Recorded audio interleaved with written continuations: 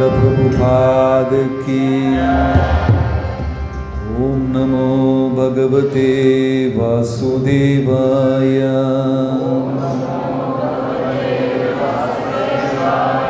ओम नमो भगवते वासुदेवाय।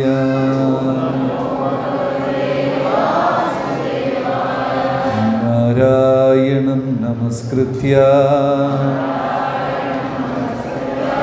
नरं चैव नरोत्तमं देवीं सरस्वतीं व्यासं ततो जयमुदीरये।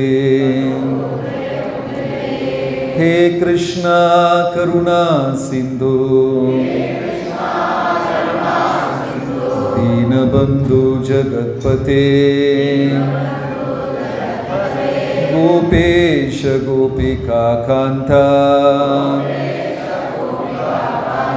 राधा कान्त नमोस्तुते।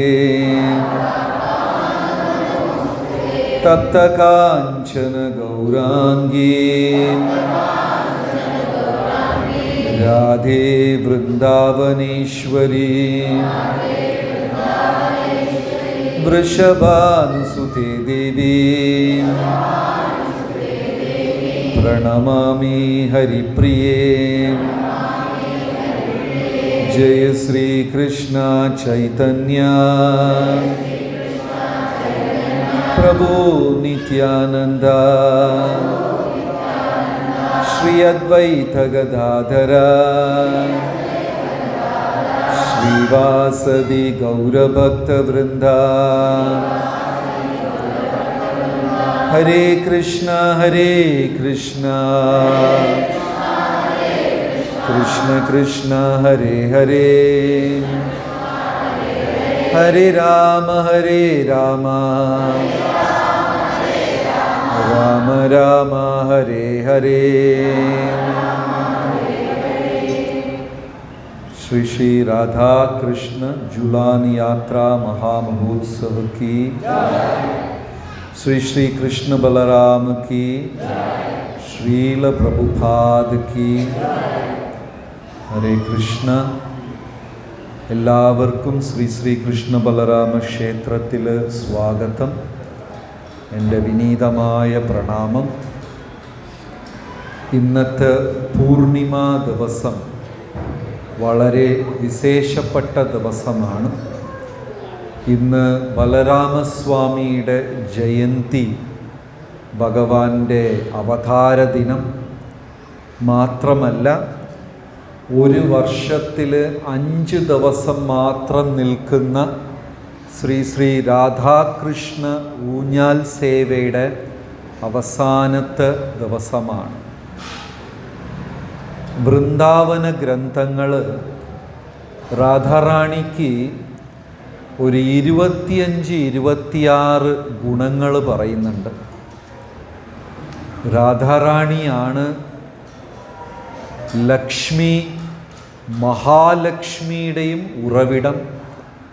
രാധാറാണിയാണ് സുഭദ്ര, ഭദ്ര, ദുർഗ, പാർവതി അവരുടെയൊക്കെ ഉറവിടം. സമസ്ത ദേവിഗണങ്ങളുടെയും ഉറവിടം രാധാറാണിയാണ്. ശ്രീമതി രാധാദേവിയിലിരുന്നാണ് മഹാലക്ഷ്മി, സരസ്വതി, ദുർഗ, സുഭദ്ര ഇവരെല്ലാവരും ഉത്ഭവിക്കുന്നത്.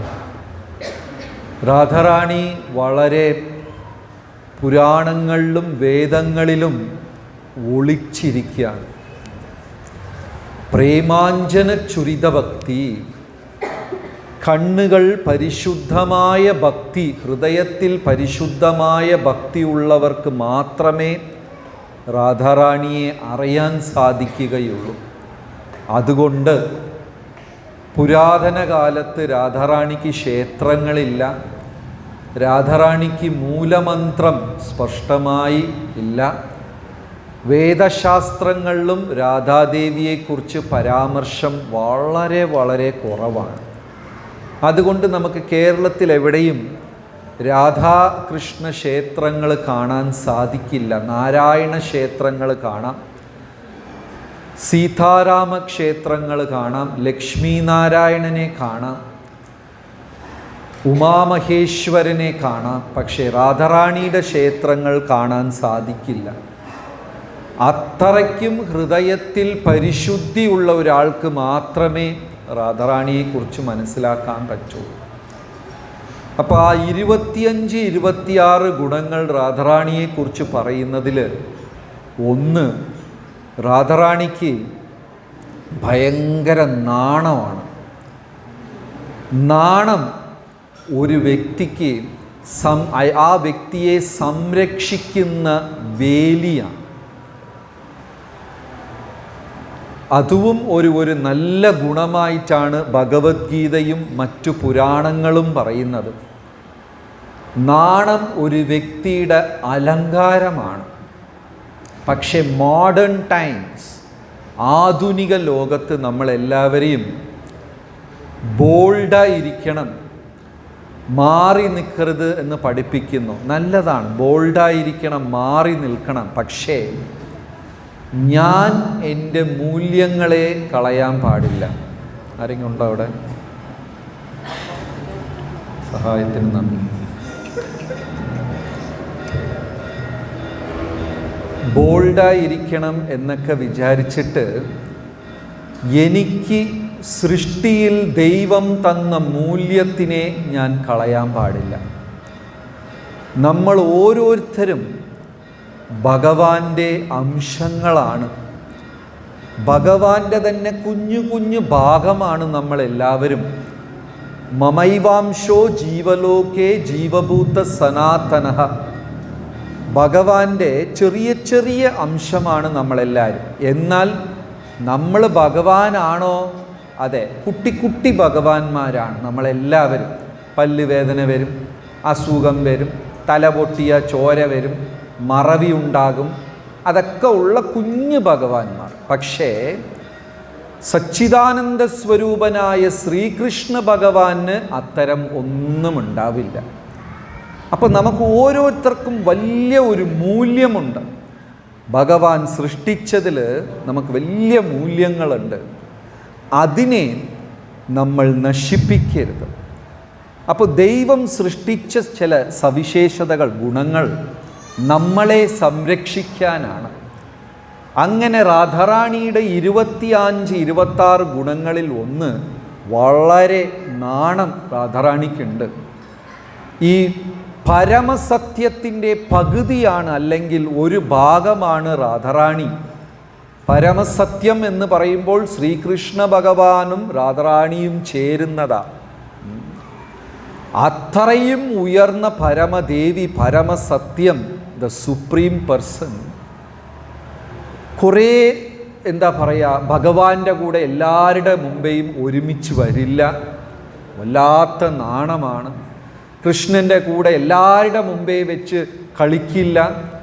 വളരെ രഹസ്യമായി, അതും തനിക്ക് പ്രിയപ്പെട്ട 8 സഖിമാരുടെ മുമ്പേ മാത്രമേ രാധാറാണി കൃഷ്ണ ഭഗവാന്റെ കൂടെ നിൽക്കുകയുള്ളൂ. വൃന്ദാവനത്തിൽ അനേകം ഗോപസ്ത്രീകളുണ്ട്. എല്ലാവരുടെ മുമ്പേ വെച്ചും രാധാറാണി ഭഗവാന്റെ അടുത്ത് പോകില്ല. വളരെ സ്പെഷ്യലായിട്ടുള്ള 8 പേരുണ്ട്. ലളിത, വിശാഖ, ഇന്ദുലേഖ, തുംഗവിദ്യ, ചിത്ര, ചമ്പകലത, രംഗദേവി, സുദേവി. ഈ 8 ഗോപസ്ത്രീകളുടെ മുൻപിൽ മാത്രമേ രാധാറാണി ഹൃദയത്തിൻ്റെ ആഴത്തിലുള്ള ആ ഭക്തി പ്രകടിപ്പിക്കുകയുള്ളൂ. അതുകൊണ്ട് സുഖമഹർഷി പോലും, സുഖം ആരാണെന്ന് ചോദിച്ചാൽ രാധാറാണിയുടെ തന്നെ തത്തയാണ്. പക്ഷേ ആ ശ്രീശുഖ മഹർഷി പോലും രാധ എന്ന വാക്ക് ഉപയോഗിച്ചിട്ടില്ല. ഭഗവാന് പോലും അത് വളരെ വിരളമായി കിട്ടുന്ന ഒരു സന്തോഷമാണ്. അതുകൊണ്ട് ശ്രീകൃഷ്ണ ഭഗവാൻ ഈ ഊഞ്ഞാൽ സേവയ്ക്കായിട്ട് കാത്തിരിക്കും. കാരണം എന്തെങ്കിലും രാധാറാണിയുടെ അടുത്ത് കളിക്കാനോ തൊടാനോ എന്തെങ്കിലും ഭഗവാൻ പോയി കഴിഞ്ഞാൽ രാധാറാണി ഉടനെ ഏതെങ്കിലും പറഞ്ഞ് ഭഗവാനെ നിഷേധിക്കും. ഒരു തവണ രാധാറാണി കൃഷ്ണ ഭഗവാൻ രാധാറാണിയെ സ്പർശിക്കാൻ പോയപ്പോൾ രാധാറാണി പറഞ്ഞു, നീ 3 മാസപ്രായമുള്ളപ്പോൾ പാല് കൊടുക്കാൻ വന്ന ഒരു സ്ത്രീയുടെ പാലും കുടിച്ച് ജീവനും എടുത്ത മഹാപാപിയാണ്. അതുകൊണ്ട് നീ എന്നെ തൊടാൻ പാടില്ല.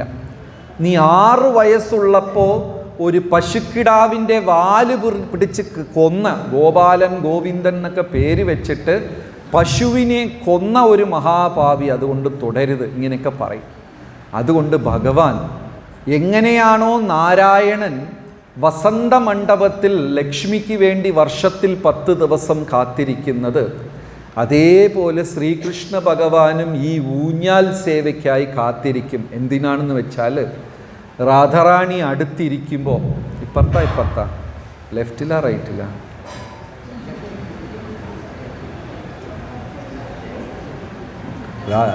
കൃഷ്ണ ഭഗവാന്റെ ലെഫ്റ്റിൽ രാധാറാണി ഇരിക്കുമ്പോൾ ഭഗവാൻ ഇതാണ് ഒരു അവസരം. അതുകൊണ്ട് ഭഗവാൻ എന്ത് ചെയ്യും വെച്ചാൽ വേഗത്തിൽ ആ ഊഞ്ഞാലിനെ ഭയങ്കര സ്പീഡിൽ തള്ളിവിടും.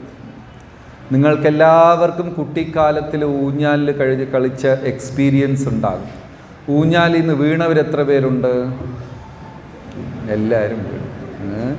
എല്ലാവർക്കും ആ ഊഞ്ഞാലിൽ കളിച്ച അനുഭവമുണ്ട്. അപ്പോൾ ഭഗവാൻ എന്ത് ചെയ്യും, ഇതാണ് നല്ല അവസരം എന്ന് പറഞ്ഞിട്ട് നല്ല വേഗത്തിൽ ആ ഊഞ്ഞാലിനെ പിടിച്ച് തള്ളിവിടും. അപ്പോൾ രാധാറാണി വേറെ ഒന്നും നിവർത്തിയില്ല, എന്ത് ചെയ്യും, പേടിച്ചു പോയി ആരെ ഇറുകെ പിടിക്കും? കൃഷ്ണനെ, ഭഗവാനെ പിടിക്കും. അപ്പോൾ ഇതൊരു വളരെ വളരെ അപൂർവമായി കൃഷ്ണ ഭഗവാന് കിട്ടുന്ന ഒരു ചാൻസാണ്. അതുകൊണ്ട് ഭഗവാൻ ഈ ഒരു 5 ദിവസം, അത് ഈ വർഷം കുറഞ്ഞു പോയി പഞ്ചാംഗം കാരണം 4 ദിവസമായി. ഈ വർഷം എല്ലാ വർഷവും 5 ദിവസമാണ് ഈ ഊഞ്ഞാൽ സേവ നടക്കുന്നത്. വളരെ വളരെ സ്പെഷ്യലാണ്. അപ്പോൾ നമുക്കും, കാരണം ആ 8 തോഴിമാർക്ക് മാത്രമാണ് ഈ ദർശനം ലഭിക്കുന്നത്, മറ്റാർക്കും കിട്ടുകയില്ല. പ്രധാനപ്പെട്ട 8 സഖിമാർക്ക് മാത്രമേ രാധാകൃഷ്ണ ഊഞ്ഞാൽ സേവ കാണാൻ സാധിക്കുകയുള്ളൂ. പക്ഷേ ഗുരുക്കന്മാരുടെയും ആചാര്യന്മാരുടെയും അനുഗ്രഹം നമുക്കെല്ലാവർക്കും ഭഗവാന് പ്രിയപ്പെട്ട ആ ഊഞ്ഞാൽ സേവ നമുക്കും ചെയ്യാൻ സാധിക്കും. ഭഗവാനും രാധാറാണിക്കും വളരെ ഇഷ്ടപ്പെട്ട ഒരു ഉത്സവമാണിത്. രാധാ കൃഷ്ണ പ്രാണമോരാ ജുഗല കിശോര, രാധാ കൃഷ്ണ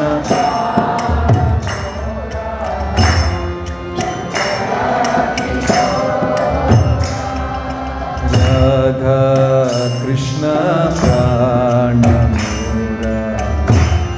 ജുഗല കിശോര,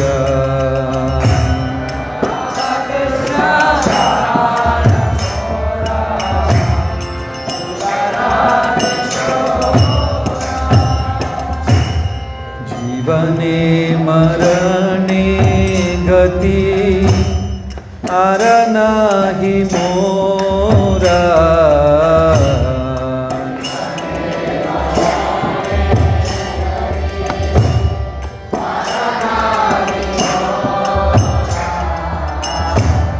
जीवने मरणे गति अरनाहि मोरा,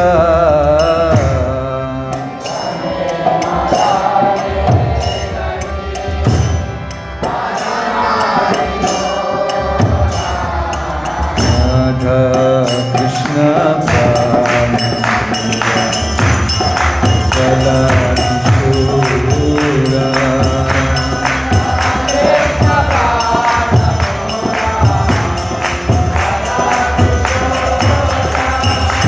രാധാ മാധവ് കീ. ഇതൊരു വളരെ വളരെ വിശേഷപ്പെട്ട ലീലകളാണ്.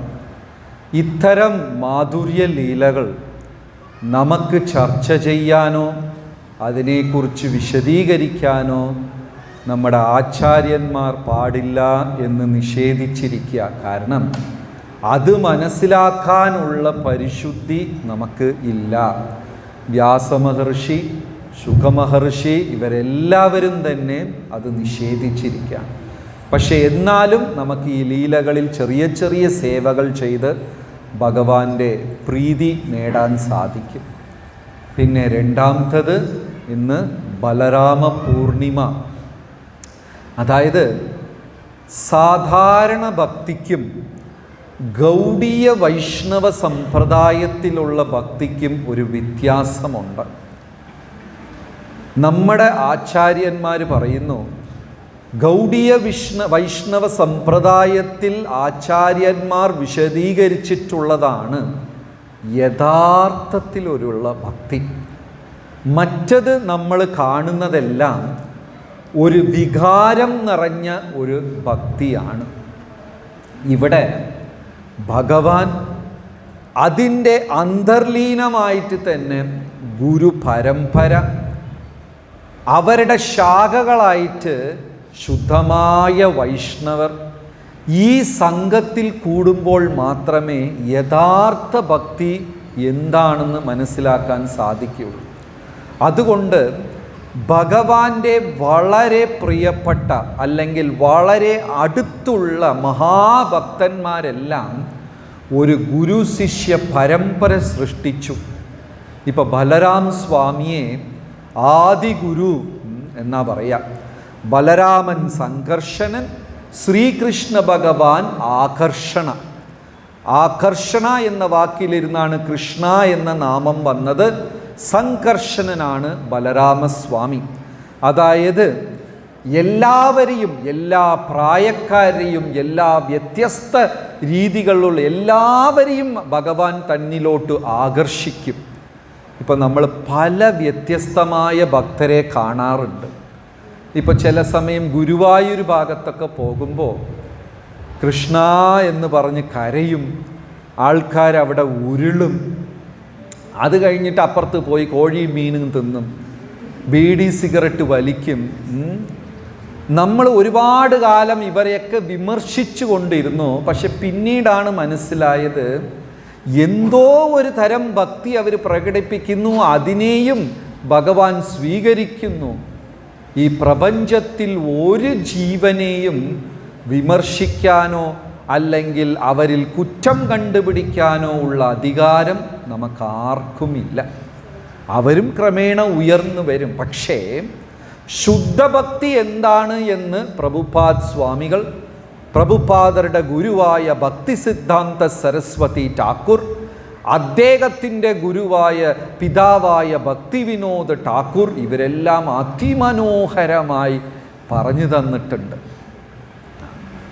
ഒരു ചെറിയ ലീല ഞാൻ പറയാം. പ്രഭുപാദരുടെ ഗുരുവിൻ്റെ ഭക്തിസിദ്ധാന്ത സരസ്വതി ഠാക്കൂറുടെ അത് നടന്നതിന് ശേഷം അദ്ദേഹത്തിൻ്റെ ആശ്രമത്തിൻ്റെ പ്രധാന തലസ്ഥാനം തന്നെ രണ്ടായി പിരിഞ്ഞു. അത് പലർക്കും മനസ്സിലാക്കാൻ പറ്റിയില്ല. അത് വായിച്ച നമുക്കും ആദ്യം ഉൾക്കൊള്ളാൻ സാധിച്ചില്ല. കൽക്കട്ടയിൽ ഉൾട്ടാഡങ്ക എന്ന് പറഞ്ഞ് ഒരു സ്ഥലം, അവിടെയാണ് പ്രഭുപാദരുടെ ഗുരുവായ ഭക്തിസിദ്ധാന്ത സരസ്വതി ഠാക്കൂർ തൻ്റെ ഗൗഡീയ മഠത്തിൻ്റെ തലസ്ഥാനം സ്ഥാപിച്ചത്. അതിൻ്റെ ഉദ്ഘാടനത്തിനായി അദ്ദേഹം വൈസ്രോയിനെ വിളിച്ചു. അന്ന് ഇന്ത്യ ബ്രിട്ടീഷുകാർ ഭരിക്കുമായിരുന്നു. അവർ ഇന്ത്യയെ 4-5 വിഭജിച്ചു. ഇന്ന് കാണുന്ന ഇത്രയും സംസ്ഥാനങ്ങളില്ല. Madras province, East India, West India, ഇങ്ങനെയൊക്കെ ഒരു 5-6 ആയിട്ട് ഡിവൈഡ് ചെയ്തു. 5-6 വൈസ്രോയ്മാരാണ് ഇന്ത്യയെ ഭരിച്ചത്. അതുകൊണ്ട് വൈസ്രോയിനെയാണ് അദ്ദേഹം ഉദ്ഘാടനത്തിന് വിളിച്ചത്. അദ്ദേഹം വരാമെന്ന് ക്ഷണിക്കുകയും ചെയ്തു. നല്ല മനോഹരമായ വിലപിടിപ്പുള്ള ഏറ്റവും കൂടിയ ഹോട്ടലിൽ അദ്ദേഹത്തിന് മുറി തയ്യാറാക്കി കൊടുത്തു. അപ്പം അദ്ദേഹം ഒരു ദിവസം മുമ്പേ വന്നു. അന്നത്തെ യാത്രയൊക്കെ അതുപോലെയാണ്. ഭക്തിസിദ്ധാന്ത സരസ്വതി ഠാക്കൂർ തൻ്റെ ഭക്തജനങ്ങളടുത്ത് പറഞ്ഞു, എന്ത് ഭക്ഷണം ചോദിച്ചാലും നമ്മൾ കൊടുക്കാൻ തയ്യാറായിരിക്കണം. അഥവാ ചിലപ്പം അവർ മാംസവും മദ്യം ചോദിച്ചാലും നമ്മൾ കൊടുക്കാൻ തയ്യാറായിരിക്കണം എന്നൊരു വാക്ക് പറഞ്ഞു. ആ ഉദ്ഘാടനം കഴിഞ്ഞു. ആശ്രമം 2ആയി പിളർന്നു. കാരണം അദ്ദേഹത്തിൻ്റെ അനുയായികളിൽ, സന്യാസിമാരിൽ, ഉയർന്ന ശ്രേഷ്ഠ ഭക്തന്മാരിൽ അഭിപ്രായ വ്യത്യാസമായി. നമ്മുടെ ഗുരു എന്താ കാണിക്കുന്നത്?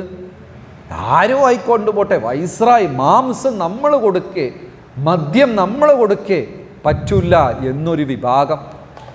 ഇനിയൊരു വിഭാഗം ഗുരു പറഞ്ഞതല്ലേ നമ്മൾ ചെയ്യണം, അതുമല്ലാതെ ഇത്രയും വലിയ ആൾ വരുന്നുണ്ട്, അവരെയൊക്കെ കൊണ്ടുവരുന്നത് തന്നെ വലിയ, അങ്ങനെയൊക്കെ പല പല അഭിപ്രായങ്ങൾ. അവർ ചെന്ന് ഭക്തിസിദ്ധാന്ത സരസ്വതി ഠാക്കൂർ അടുത്ത് പിന്നീട് ചോദിച്ചു, ഇതെന്തിനാ ഇങ്ങനെ ചെയ്തതെന്ന്. ഭക്തിസിദ്ധാന്ത സരസ്വതി ഠാക്കൂർ പറഞ്ഞു, ഞാൻ പറയുന്നത് നിങ്ങൾക്ക് മനസ്സിലാവില്ല, ഇത് ഞാൻ 10 ജന്മമായിട്ട് ആസൂത്രണം ചെയ്തുകൊണ്ടിരിക്കുകയാണ് ഹരിനാമം പ്രചരിപ്പിക്കാൻ. അതിന് ആവശ്യമായ പലതും ഞാൻ ചെയ്യും, അത് നിങ്ങൾക്ക് ഗ്രഹിക്കാൻ പറ്റില്ല എന്ന് പറഞ്ഞു. ഓരോ വ്യക്തിയും ഭഗവാന്റെ അംശമാണ്. ഞാൻ ഇവിടെ കൂടിയിരിക്കുന്ന സർവത്ര ഭക്തന്മാർ, അല്ലാതെ നാമം ജപിക്കാത്ത വ്യക്തികൾ, മൃഗങ്ങൾ, പക്ഷികൾ, ചെടികൊടികൾ എല്ലാം ഭഗവാന്റെ അംശമാണ്. ഭഗവാൻ ഓരോ ജീവൻ്റെ അടുത്തും വ്യത്യസ്തമായ ഒരു ബന്ധം സ്ഥാപിക്കുന്നു. ഒരാളെ പോലെ ഈ പ്രപഞ്ചത്തിൽ ഇനിയൊരാളില്ല. ഇപ്പോൾ ഭൂമിയിൽ 700 കോടി മനുഷ്യരുണ്ടെങ്കിൽ 700 കോടി മനുഷ്യരും വ്യത്യസ്തരാണ്. എൻ്റെ ശബ്ദത്തിനെ പോലെ ഇനിയൊരാൾക്ക് ശബ്ദമില്ല. എൻ്റെ നടക്കുന്ന രീതി, എൻ്റെ ചിന്തിക്കുന്ന രീതി, ഞാൻ വസ്ത്രം ധരിക്കുന്ന, ഭക്ഷണം കഴിക്കുന്ന രീതി, അതുപോലെ ഇനിയൊരാളില്ല. ഓരോരുത്തരും വ്യത്യസ്തരാണ്. ഇതിൽ ഉയർന്നവൻ താഴ്ന്നവൻ എന്ന യാതൊരു വ്യത്യാസവുമില്ല. ആ ഓരോ വ്യക്തിയും ദൈവത്തിൻ്റെ അംശമാണ്. ആ ഓരോ വ്യക്തിയും ഈശ്വരനെ മനസ്സിലാക്കി തുടങ്ങുമ്പോൾ ഈശ്വരൻ ഒരു പ്രത്യേക സ്വകാര്യ ബന്ധം ആ ജീവനോട് സ്ഥാപിക്കുന്നുണ്ട്. അതുകൊണ്ട് മൂന്നാമത്തെ മനുഷ്യന് അവിടെ ചെന്ന് അഭിപ്രായം പറയാനുള്ള അധികാരമില്ല. ഗീതയനുസരിച്ച് 2 വർഗത്തിലുള്ള ആൾക്കാരെ ഈ പ്രപഞ്ചത്തിലുള്ളൂ. ദൈവം പറയുന്നതെ അനുസരിക്കുന്നവർ, ദൈവം പറയുന്നതിനെ അനുസരിക്കാത്തവർ. ഈ 2 കൂട്ടം ജനങ്ങളെ ഉള്ളൂ. അതുകൊണ്ട് ഭഗവാന്റെ അടുത്ത ആൾക്കാർ എന്ത് ചെയ്തു? പരമ്പരകൾ തുടങ്ങി. മഹാദേവൻ രുദ്രസമ്പ്രദായം തുടങ്ങി, ലക്ഷ്മിദേവി ശ്രീവൈഷ്ണവ സമ്പ്രദായം, പിന്നെ നിംബർക്ക സമ്പ്രദായം, കുമാര സമ്പ്രദായം, ബലരാമസ്വാമി ഗുരുക്കന്മാരുടെ ഗുരു, ആദി ഗുരുവായി മാറി. ഞാൻ ആദ്യം പറഞ്ഞു, എല്ലാവരെയും ആകർഷിക്കുന്നതാ ശ്രീകൃഷ്ണ ഭഗവാൻ. സംകർഷണൻ ബലരാമനെ കൃഷ്ണനെ ശരണം പ്രാപിച്ചാൽ കൃഷ്ണൻ നമ്മളെ ആകർഷിക്കും. ബലരാമനെ ശരണം പ്രാപിച്ചു കഴിഞ്ഞാൽ ഭഗവാന്റെ ആകർഷണത്തിന് ശത്രുവായുള്ള സർവത്ര വസ്തുക്കളെയും ബലരാമസ്വാമി മുറിച്ചുവിടും. മനസ്സിലായോ? കൃഷ്ണനെ ശരണം പ്രാപിച്ചാൽ കൃഷ്ണ ഭഗവാൻ അദ്ദേഹത്തിനോട് നിങ്ങളെ ആകർഷിക്കും. ബലരാം സ്വാമിയെ ശരണം പ്രാപിച്ചു കഴിഞ്ഞാൽ കൃഷ്ണഭക്തിക്ക്, ആ ജീവാത്മാവിന് തടസ്സമായി എന്തെല്ലാം ആകർഷണങ്ങളുണ്ടോ ആ ആകർഷണങ്ങളെല്ലാം മുറിച്ചുവിടും. അപ്പോൾ ആരെ ശരണം പ്രാപിക്കുന്നതാണ് കൂടുതൽ ഗുണകരം? കൃഷ്ണനെയാണോ ബലരാമസ്വാമിയാണോ? ബലരാമനെ. കാരണം കൃഷ്ണനോടുള്ള ആകർഷണത്തിന് എന്തെല്ലാം എതിരാണോ അതിനെ എല്ലാം വെട്ടി വെട്ടി വെട്ടി വെട്ടി മുറിച്ചുവിടും. അങ്ങനെ ഒരിക്കൽ ആ ബലരാമസ്വാമി നൈമിഷാരണ്യത്തിൽ നടക്കുന്ന സമയത്ത് രോമഹർഷണൻ എന്ന് പറയുന്ന മഹാ ആചാര്യൻ, അദ്ദേഹം പഞ്ചമവേദ മഹാഭാരതത്തിനെ വരെ ചിട്ടപ്പെടുത്തിയ ആളാണ്. വേദങ്ങളെ ചിട്ടപ്പെടുത്തിയത് വ്യാസദേവൻ. ഋഗ്, യജുർ, സാമ, ധർവണ എന്ന് 4 വേദങ്ങളെ വിഭജിച്ച് വേദങ്ങളെ ചിട്ടപ്പെടുത്തിയത് വ്യാസമഹർഷി. പക്ഷേ മഹാഭാരതത്തിനെ ചിട്ടപ്പെടുത്തിയതാരാം? രോമഹർഷണ. അദ്ദേഹം ഒരു പരമാചാര്യൻ. ആ രോമഹർഷണ ഋഷി ഇരുന്നിട്ട് 18,000 ഋഷിമാർക്കാണ് അദ്ദേഹം വേദം ചൊല്ലിക്കൊണ്ടിരിക്കുന്നത്. 18,000 ഋഷിമാർക്ക്. കാരണം വേദശാസ്ത്രങ്ങളുടെ നിഗൂഢതകൾ, വേദത്തിൻ്റെ അന്തം, വേദാന്തം എല്ലാം കരസ്ഥമാക്കിയ ഒരു വ്യക്തിയാണ്. 5ാം വേദമായ മഹാഭാരതത്തിനെ ചിട്ടപ്പെടുത്തുന്ന ചുമതല ഭഗവാൻ അദ്ദേഹത്തിനെ ഏൽപ്പിച്ചു. ആചാര്യന്മാരുടെ ആചാര്യൻ. അദ്ദേഹത്തിൻ്റെ പുത്രനാണ് സൂതപൗരാണികൻ, അത്ര ഉയർന്ന ആചാര്യൻ. ആ രോമഹർഷണൻ 18,000 ഋഷിവര്യന്മാർക്ക്, സാധുക്കൾക്ക് ഇരുന്ന് ഉപദേശം നൽകിക്കൊടുത്തു. എല്ലാവരും ഭവ്യതയോടെ കേൾക്കുന്നു. ആ സമയത്ത് ബലരാമസ്വാമി അതിൽ കടന്നു വന്നു. രോമഹർഷണൻ എണീറ്റ് മര്യാദ കൊടുത്തില്ല. രോമഹർഷണൻ വിചാരിച്ചു, വ്യാസപീഠത്തിൽ ഇരിക്കുമ്പോൾ ആർക്ക് വേണ്ടിയും എണീക്കേണ്ട കാര്യമില്ല. അതും വേദത്തിലുള്ള ഒരു നിർദ്ദേശമാണ്.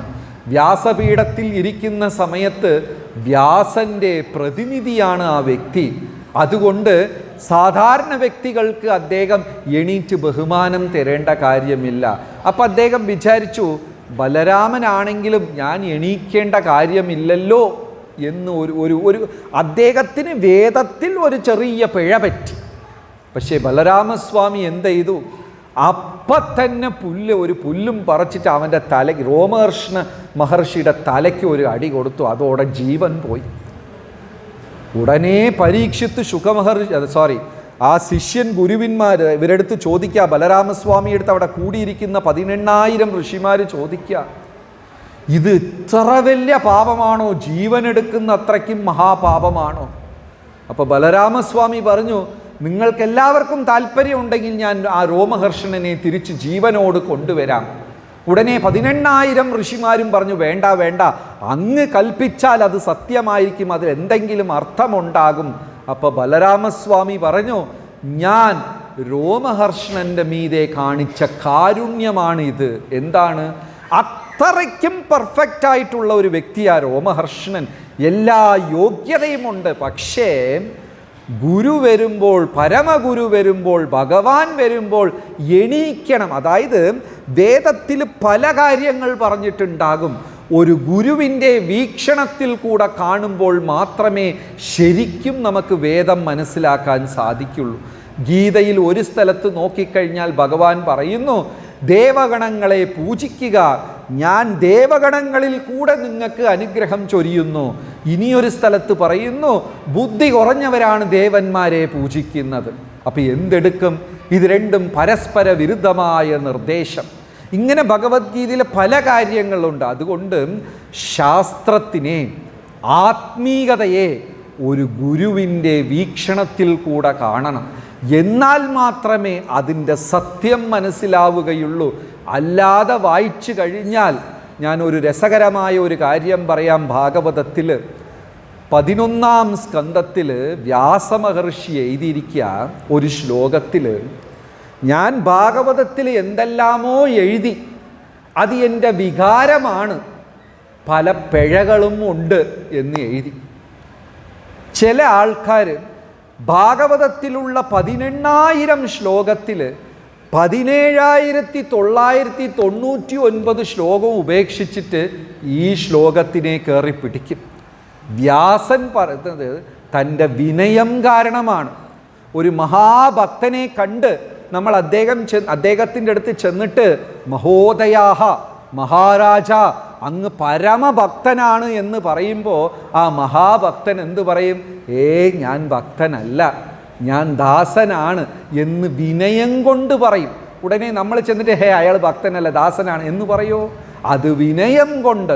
ശ്രീമദ് ഭാഗവതത്തിൽ 18,000 ശ്ലോകം എഴുതിയ വ്യാസൻ അവസാനം 11-ാം സ്കന്ധത്തിൽ, എനിക്ക് ചിലപ്പോൾ ഇതിൽ പിഴകളും തെറ്റുകളും പറ്റിയിട്ടുണ്ടാകും, ചിലത് കഥാരൂപത്തിലാണ്, അങ്ങനെ ഇങ്ങനെയൊക്കെ പറഞ്ഞ ഒരു ശ്ലോകം എഴുതി.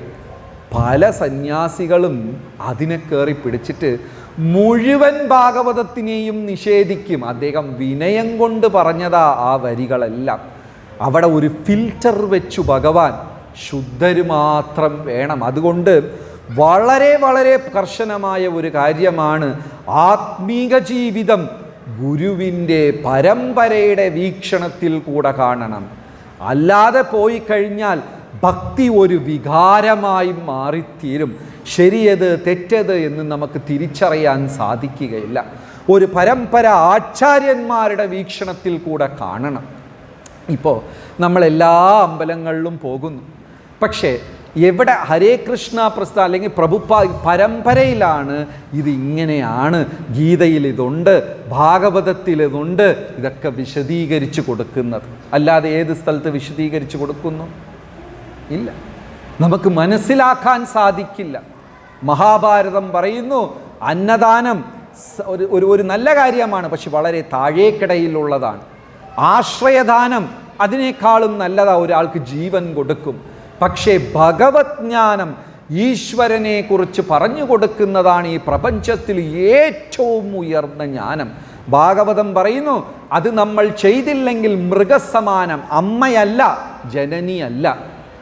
മക്കൾക്ക് ദൈവത്തിനെ കുറിച്ച് പറഞ്ഞു കൊടുത്തില്ലെങ്കിൽ അമ്മയല്ല, പിതാവുമല്ല. നമ്മൾ ഒരുപാട് കഷ്ടപ്പെട്ട് അവർ മെഡിസിൻ, ഡോക്ടർ, ഉയർന്ന അതെല്ലാം നല്ല കാര്യമാണ്. പക്ഷേ നമ്മളെ ആശ്രയിച്ചിരിക്കുന്നവർക്ക് ഭഗവാന്റെ കാര്യം പറഞ്ഞു കൊടുത്ത് ക്രമേണ അവരുടെ ഭൗതിക ആസക്തി നമുക്ക് കുറയ്ക്കാൻ സാധിച്ചാൽ മാത്രമേ ആ ബന്ധം പൂർണ്ണമാകുന്നുള്ളൂ.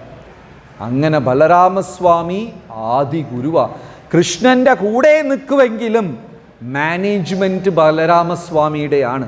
ആൾക്കാരെ അടുപ്പിക്കുക, അവരുടെ കാമക്രോധാദികളെ വെട്ടുക, അവരെ പിടിച്ച് ഗുരുപരമ്പരയിൽ ഇടുക, ക്രമേണ ഭഗവാന്റെ തൃപ്പാദങ്ങളിൽ കൊണ്ടുപോയി എത്തി. ഈ ജോലി ആരാ ചെയ്യുന്നത്? ബലരാമസ്വാമി. ഭഗവാനാണ്, എന്നാൽ സേവനം ചെയ്യുന്ന ഭഗവാനാണ്. ശ്രീകൃഷ്ണ ഭഗവാനാണ്, പക്ഷേ സേവനം സ്വീകരിക്കുന്ന ഭഗവാനാണ്. ബലരാമസ്വാമി സേവനം ചെയ്യുന്ന ഭഗവാനാണ്. ഭക്തിയുടെ ഒരു പ്രധാന കാര്യവും അത് തന്നെയാണ്. എന്താണ്? മടിയില്ലാതെ ഭഗവാന് ഭക്തി ചെയ്യണം, സേവകൾ ചെയ്യണം. ആലസ്യം വ്യപനി യത് ഭക്തി സുലഭം ധ്യായസ്വ നാരായണം ലോകസ്യ വ്യസനാപനോദനകരോ ദാസസ്യ കിം ന ക്ഷമഃ. ആലസ്യം വ്യപനി, മടി മാറ്റി വെച്ചിട്ട് ഭഗവാനെ സേവിക്കണം. ഭക്തി സുലഭം, ഈസി ആയിട്ട്. അത് ഭക്തി എങ്ങനെ ആയിരിക്കണം? നമ്മുടെ ഹാബിറ്റായിട്ട് മാറണം ഭക്തി. കൃഷ്ണ അനുശീലനം ഭക്തിരുത്തമ. ആദ്യം ചെയ്യുമ്പോൾ അത് തെറ്റ്, അതിനെ ആവർത്തിക്കുമ്പോൾ അത് വന്നിട്ട് നമ്മുടെ ചോയ്സ്. മൂന്നാമത്തെ പ്രാവശ്യം ചെയ്യുമ്പോൾ അത് ഹാബിറ്റ്, മാറ്റാൻ പറ്റില്ല. ഫസ്റ്റ് ചെയ്തപ്പോൾ അത് അയ്യോ അറിയാതെ ചെയ്തു പോയി, തെറ്റായിപ്പോയി, അയ്യോ പാടില്ലായിരുന്നു, തെറ്റ് പറ്റി. ആ തെറ്റിനെ രണ്ടാമത്തെ തവണ ആവർത്തിച്ചപ്പോൾ അത് തെറ്റല്ല, എൻ്റെ ചോയ്സാണ്, ഞാൻ അതിനെ തിരഞ്ഞെടുത്തതാണ്. എനിക്ക് വേണമെങ്കിൽ ഒഴിവാക്കായിരുന്നു, എൻ്റെ ബലഹീനത കാരണം ഞാൻ അത് ശരി വേണമെന്നുണ്ട് എടുത്തു. ആ തെറ്റിനെ മൂന്നാമത്തെ പ്രാവശ്യം ആവർത്തിക്കുമ്പോൾ അത് ചോയ്സും അല്ല, അത് ഹാബിറ്റായി മാറിക്കഴിഞ്ഞു, പിന്നെ മാറ്റാൻ പറ്റില്ല. അങ്ങനെ നമ്മൾ ഓരോരുത്തരും പല ഹാബിറ്റിൽ കുടുങ്ങിക്കിടക്കുകയാണ്. ചിലർക്ക് മടി, ചിലർക്ക് അമിതമായ ഭക്ഷണം കഴിക്കാനുള്ള ഒരു ത്വര, ചിലർക്ക് കാണുന്ന ഏവരെയും ഏതിനെയും വിമർശിക്കാനുള്ള ഒരു പ്രവണത, ചിലർക്ക് കുറ്റം മാത്രം കണ്ടുപിടിക്കാനുള്ള ഒരു പ്രവണത. ഇങ്ങനെ എന്തെങ്കിലും ദോഷങ്ങളൊക്കെ ഉണ്ടാകും. അങ്ങനെയുള്ളവർക്ക് ശുദ്ധമായ വൈഷ്ണവനായി മാറാൻ സാധിക്കില്ല. ബലരാമസ്വാമിയെ ശരണം പ്രാപിക്കുന്ന ദിവസം ഇതെല്ലാം ബലരാമസ്വാമി നമ്മുടെ ഇതിന്ന് വെട്ടി ഈ കളങ്കങ്ങളെ മാറ്റി ക്രമേണ കൃഷ്ണ ഭഗവാന്റെ അടുത്ത് നമ്മളെ എത്തിക്കും. അപ്പോൾ ഒരു ശിഷ്യന് ആധ്യാത്മികം സീരിയസായി പരിശീലിക്കണം എന്ന് വിചാരിക്കുന്ന ഒരു ഭക്തന് ഇന്നേ ദിവസം പ്രധാനമാണ്. എനിക്ക് എൻ്റെ ജീവിതകാലത്തിൽ എൻ്റെ ഗുരുവിനെയും ശ്രീല പ്രഭുപാദരെയും പ്രീതിപ്പെടുത്തണം. ബാക്കിയെല്ലാം നമ്മൾ അനേകം ചെയ്തിട്ടുണ്ട്. പക്ഷികൾ, മൃഗങ്ങൾ രാവിലെ എണീറ്റ ഉടനെ അവർ ചോദിക്കുന്ന ആദ്യത്തെ ചോദ്യം എൻ്റെ സുഖം എവിടെ? അവർ എണീറ്റിരുന്നിട്ട് എൻ്റെ ജപമാല എവിടെ എന്നൊന്നും പക്ഷികൾ ചോദിക്കില്ല. അത് മനുഷ്യർക്ക് മാത്രമേ ചോദിക്കാൻ സാധിക്കുള്ളൂ. അനേകം ജന്മം ഇത് തന്നെയാണ് നമ്മൾ ചെയ്തുകൊണ്ടേയിരിക്കുന്നത്. എന്നാലും നമുക്ക് ഒരിക്കലും ഇതിൽ മടുപ്പ് വരുന്നില്ല എന്നും പറഞ്ഞ് ഒറ്റ ദിവസം കൊണ്ട് ഇത് നമുക്ക് നിഷേധിക്കാനും പറ്റില്ല. നല്ല ജപം, നല്ല സത്സംഗത്തിലൂടെ ക്രമേണ നമുക്ക് മാറാനേ സാധിക്കുള്ളൂ. അതുകൊണ്ട് ബലരാമസ്വാമിയെ ശരണം പ്രാപിക്കേണ്ടത് വളരെ സ്പെഷ്യലാണ്. ബലരാമസ്വാമി കി, ശ്രീ കൃഷ്ണ ബലരാമ കി. അതിലും ഇവിടെ ഇരിക്കുന്ന ബലരാമസ്വാമി വളരെ പ്രത്യേകതയാണ്. ഇവിടെ ഭഗവാനെ നേരിട്ട് സേവിക്കുന്ന പൂജാരിമാർക്കറിയാം, ഫോട്ടോഗ്രാഫർമാർക്കറിയാം, കാരണം ഈ അലങ്കാരം ചെയ്യും, കിരീടം വെച്ച് മാലകളിട്ട് വസ്ത്രം ധരിച്ച് ഇതെല്ലാം ചെയ്യും. പക്ഷെ ബലരാമസ്വാമിക്ക് ഒരു ചെറിയ ഒരു പ്രത്യേകതയുണ്ട്. കമ്മൽ വെച്ചിട്ട് പോയ ഒരു കമ്മൽ കാണില്ല. അതിവിടെ പല പ്രാവശ്യം സംഭവിച്ചിട്ടുണ്ട്. ഭഗവാന് 2 കമ്മലിട്ട ഒന്നിനെ കാണില്ല. ഞാൻ വിചാരിച്ച് ഈ മോഡേൺ ചെറുപ്പക്കാരന്മാരെ പോലെ ആയോ എന്തോ, ഇങ്ങനെ ഒരു കമ്മലൊക്കെ ഇട്ട് ഇപ്പോൾ കുറേ എണ്ണം ഭ്രാന്തുകൾ നടക്കുന്നില്ല, അത് ആ സ്റ്റൈലിൽ വല്ലതായോ അങ്ങനെയൊക്കെ വിചാരിച്ചു. ഒന്ന് എപ്പോഴും കാണില്ല. നമ്മളന്ന് പൂജാരിയെ വഴക്ക് പറയും, ഇതൊക്കെയാണ്. അങ്ങനെ മായപ്പൂരിലിരുന്ന് വന്ന വളരെ ശ്രേഷ്ഠമായ ഒരു പൂജാരിയെടുത്ത് ഇങ്ങനെ കാഷ്വലി ഇങ്ങനെ ചോദിക്കണമെന്നൊന്നും വിചാരിച്ചല്ല, എന്തോ സംസാരത്തിൻ്റെ ഇടയ്ക്ക് അങ്ങനെ പറഞ്ഞപ്പോൾ ഉടനെ അദ്ദേഹം ഒരു ശ്ലോകം കണ്ടുപിടിച്ചെടുത്ത് തന്നു. അതായത് നിത്യാനന്ദ പ്രഭുവിനും ബലരാമസ്വാമിക്കും ഒരു ചെവിയിലിട്ട് നടക്കാനാ പ്രിയം എന്ന് ഒരു ശ്ലോകം തന്നെ ശാസ്ത്രത്തിലുണ്ട്. അതുകൊണ്ട് ഇവിടെ നിൽക്കുന്ന ഭഗവാൻ പ്രതിമ നഹീതു സാക്ഷാത് വ്രജേന്ദ്രനന്ദന, പ്രതിമയല്ല, ബിംബമല്ല, ലോഹമല്ല, ശിലയല്ല, കല്ലല്ല, സാക്ഷാത് വ്രജേന്ദ്രനന്ദന, വൃന്ദാവനത്തിൽ നന്ദഗോപരുടെ പുത്രന്മാരാ. അതുകൊണ്ട് നാമം ജപിച്ച് അവരെ ആശ്രയിച്ചു കഴിഞ്ഞാൽ ഈ ജന്മത്തിൽ തന്നെ നമുക്ക് ഭഗവാന്റെ ലോകത്തിൽ എത്തിച്ചേരാൻ സാധിക്കും. ശ്രീ ശ്രീ ബലരാമ പൂർണിമ കി. ഹരേ കൃഷ്ണ.